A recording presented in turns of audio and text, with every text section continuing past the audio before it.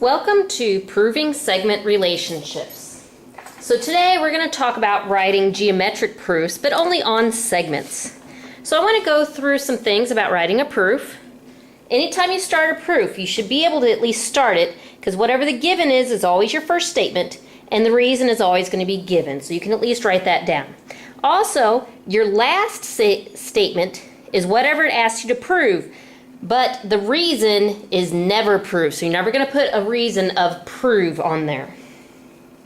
But you can always at least get the first statement and the last statement and your first reason. Now, when proofs are already written for you, what you need to do is, again, look at the step before and ask yourself, what did I just do to that? Or can I look in the proof above and figure out how I got the step that I'm looking at? So right now, I'm starting with a proof that is already written, and we need to write the reason for each one of these. So first thing I need to do is look at what my given is and get familiar with it. So R is the midpoint of AM. So here's AM, and there's R. And MB equals AR. I know I want to prove that M is the midpoint of RB. So what we're going to start with in this proof is some definitions. I know, of course, as I told you, the reason for my first statement is always given. So everything that's in the given, notice I write in the first statement. Then from there, it tells me AR is congruent to RM. So when we're writing reasons, one thing we look for in the given to help us get started is, do I have a vocabulary word in the given? In this case, my vocabulary word is midpoint. So what I want to look at is this statement here. Is that what midpoint means? So we have AR equals RM. That is exactly what midpoint means. So I know my reason for this is definition of midpoint. So from there, I'm going to go on to the next statement. It has MB equals RM. So I'm looking up here, MB equals RM. Well, I don't know that M is my midpoint of RB yet. So what I want to do is look further up in the proof. I see MB up here is equal to AR. And I also see RM is also equal to AR. So you see that they're both equal to AR. So you have two choices for a reason. You can use your transitive property, or technically this is also substitution. So I'll put both on here, but you would only have to put one, either transitive or substitution, because you have two different things equal the same thing. Then the last thing, M is the midpoint of RB. So again, we're looking at, there's a vocabulary term there. So that's a big clue that tells me what my reason would have to be. In this case, since the word is midpoint, my reason again would be definition of midpoint.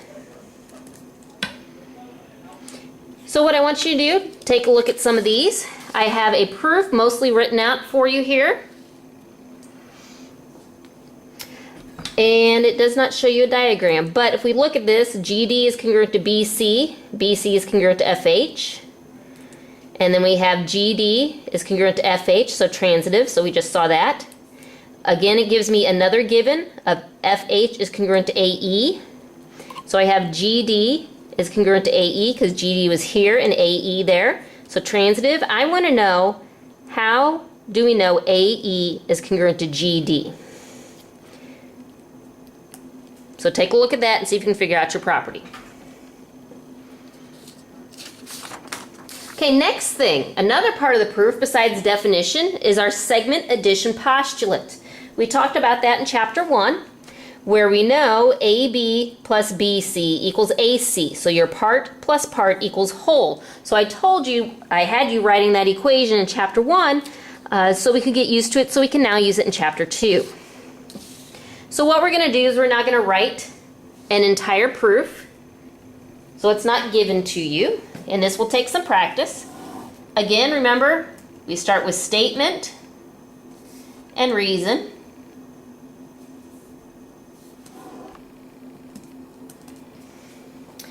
So this one, my statement, of course, starts with my given. AB is congruent to CD. And that would be given. But this one's not quite as easy as the last one because there is not a vocabulary term in there. Now technically there is, and I want to show you, this is a technical step, that this is showing that these two segments are congruent, but I want to get more into the measurement. So I'm going to change it to AB equals CD without the line there. So that's telling me that my measures are now equal. And so now I can start writing some equations and doing operations with it. So all it did was it changed from a congruent symbol to an equal symbol. And anytime that happens, when these two statements are exactly the same, just one has congruent and the other equal, that is your definition of congruent. This one you're going to see a lot. So let's write a note here. Same equation, but one is equal and other congruent. So anytime you see that, it's your definition of congruent. Now next thing, I need to be getting an equation out of this. So it does say use the segment addition postulate. So if I'm looking at AB and CD, there are two segment addition postulates I can write. I'm looking from A to C, and I would like my segment addition postulate for that one. So that'd be AB plus BC equals AC. And then also the other one, the BD. So BD plus CD equals, BC plus CD equals BD. And that one we use segment addition postulate. So what that does is that gives me an equation that I can work with and rearrange. So segment addition postulate. Now what happens from here, because I somehow want to prove that AC, this entire segment, is the same as this entire segment, that those lengths are equal. So I need to look up and see what I have in my proof before. So I want to look at see what I have said is congruent before. I know AB equals CD. So what I want to do is I want to go to one of these equations. And so I can go to this first one, and I can use substitution. Since these measurements are equal, I can replace AB with CD and turn this first equation into CD plus BC equals AC. So this one now turned into that. And what it was is I substituted in something that was the same length. So this would be substitution. From there, what we're going to do is I want you to notice that this is the same as this. Just kind of flipped around, but that's okay.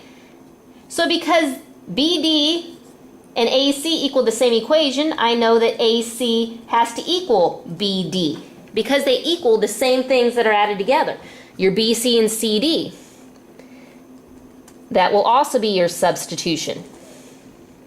Now look, that's almost exactly what I wanted to prove, except for in the prove it wanted congruent. So I want to write down exactly what it has in the prove. AC is congruent to BD. If you look back at the beginning, we had that before, changed from congruent to equal, but now equal to congruent. So if you look and see, what do you think that reason should be? Same exact equations, just one's equal and the other congruent. And that should be your definition of congruent.